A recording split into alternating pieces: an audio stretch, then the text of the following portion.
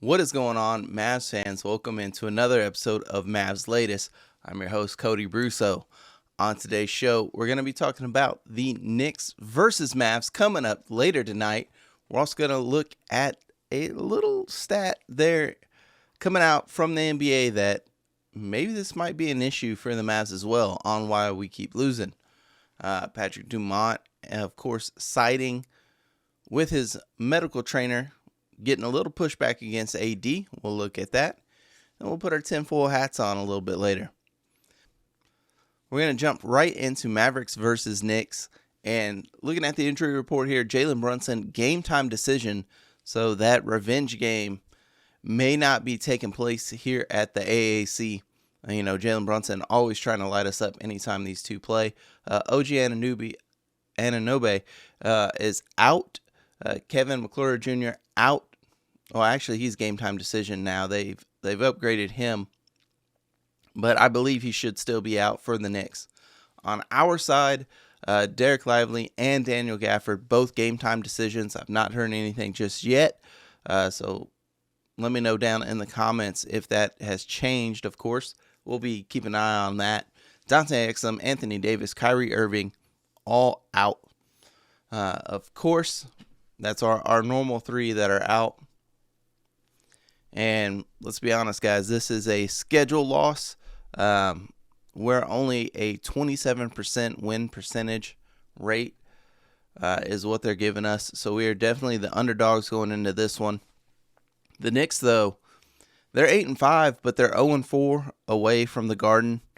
They've not been good on the road so far lately this season. And now they're going to have to do it with potentially maybe not Jalen Brunson.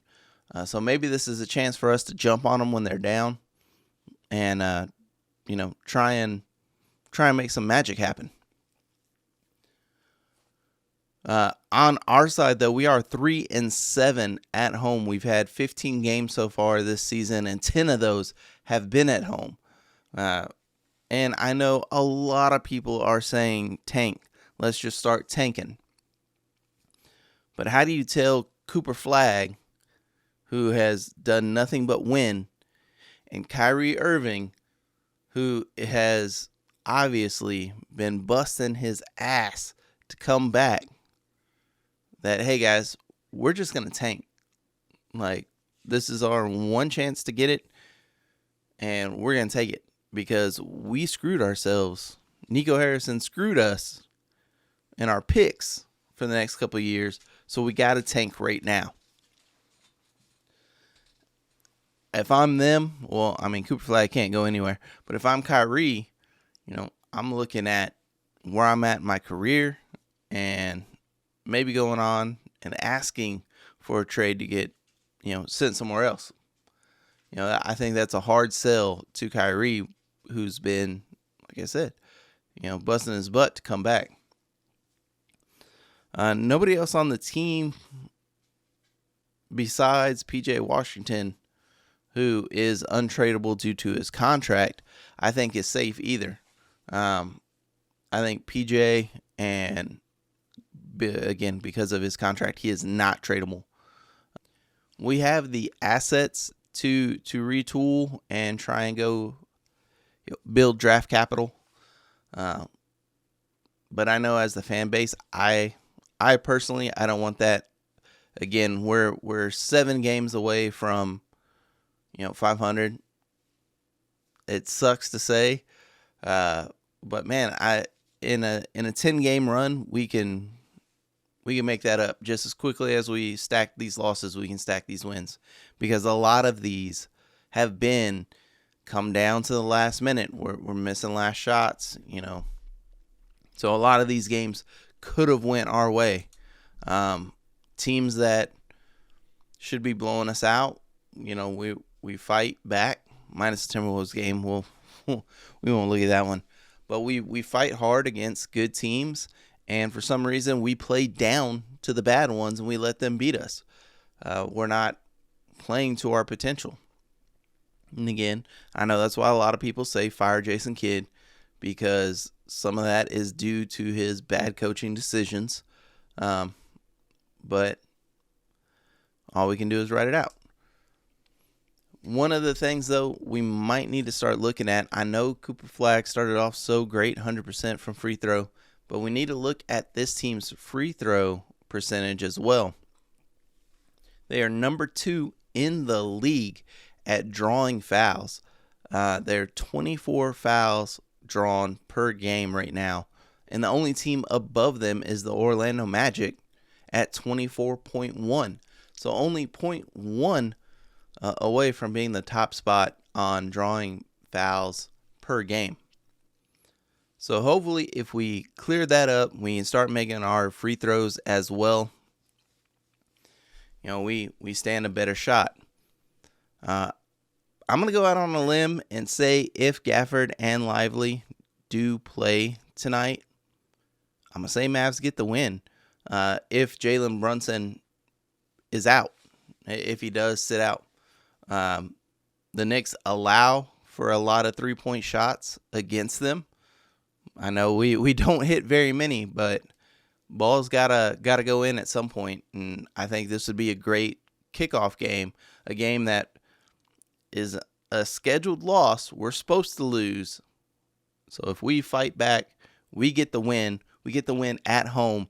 It'll be a great launching point for us. If you have not read it, if you've been off the internet today, head over to ESPN.com. There's actually a great read by Tim McMahon, Inside the Mavericks Power Struggle, Nico Harrison versus Mark Cuban. And it kind of goes into all the little details on, former manager Nico Harrison and everything like that. They also do touch on how Anthony Davis has been wanting to return, and the medical staff, his personal medical staff, which is actually on contract being paid by the Mavericks this year, is Anthony Davis's personal medical staff, which weird, but okay.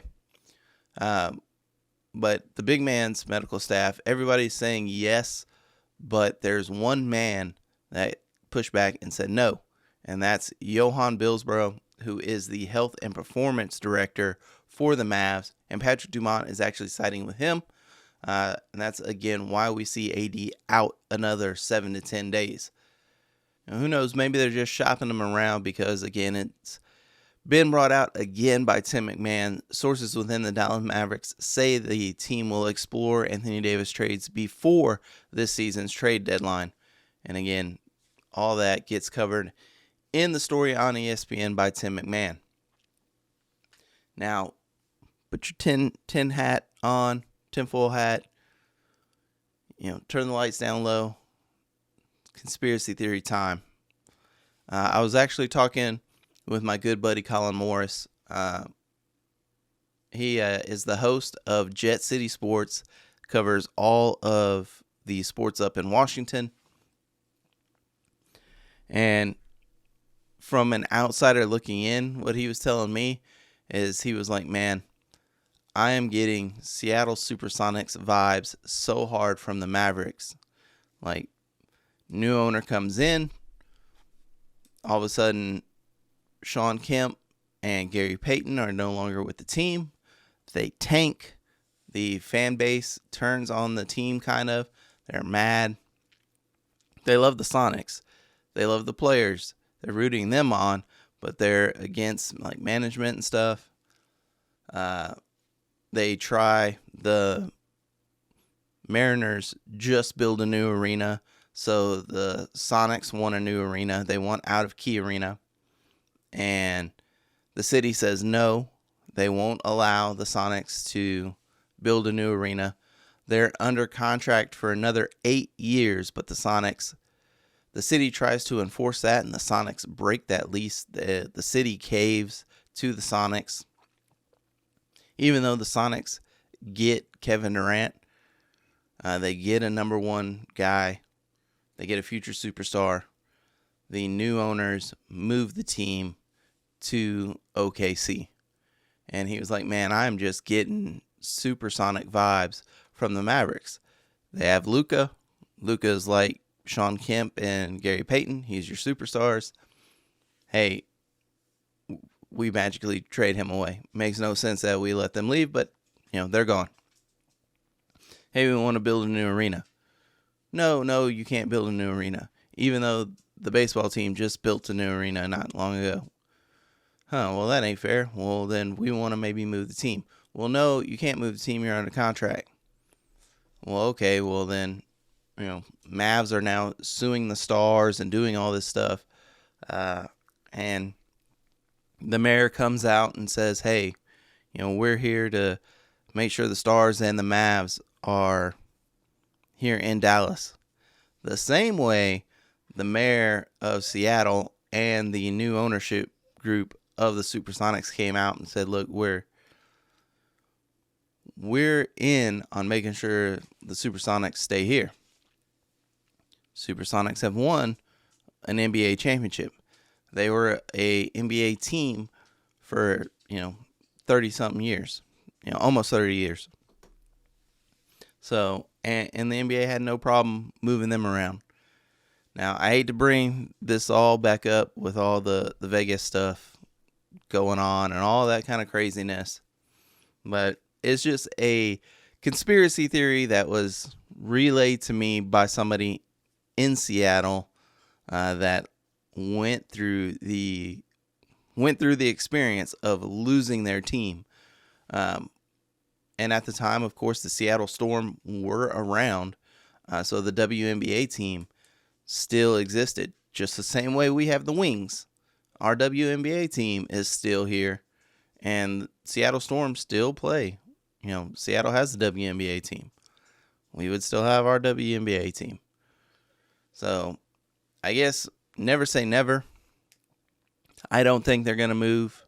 I think the Mavs are in Dallas for the foreseeable future. But you just never know. But that's it. Let me know what you guys think down in the comments.